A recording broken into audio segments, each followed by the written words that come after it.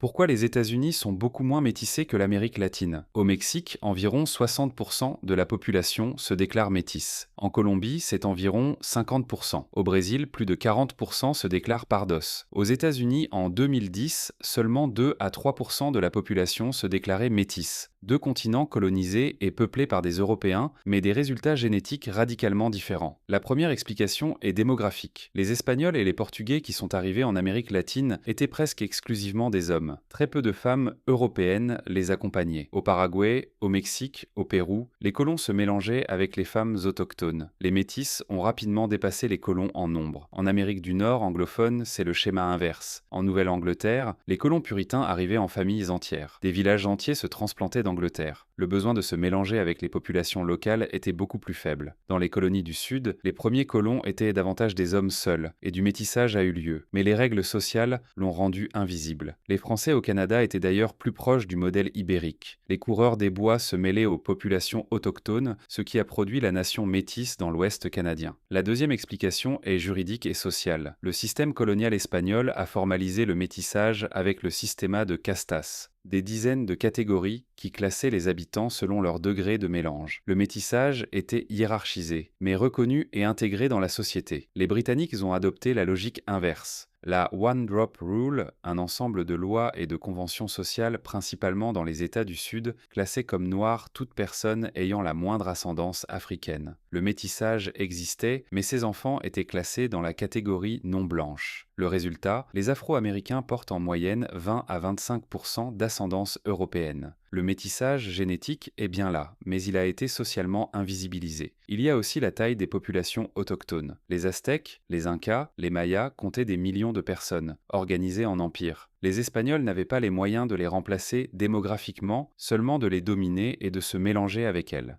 En Amérique du Nord, les populations autochtones étaient moins denses. Les Européens les ont davantage repoussées qu'absorbées. La génétique confirme ce contraste. Les Mexicains portent en moyenne 50 à 60% d'ascendance européenne et 30 à 40% d'ascendance amérindienne, avec d'énormes variations entre le nord et le sud du pays. Les Américains blancs portent en moyenne moins d'1% d'ascendance non européenne. Mais les États-Unis ne sont pas homogènes.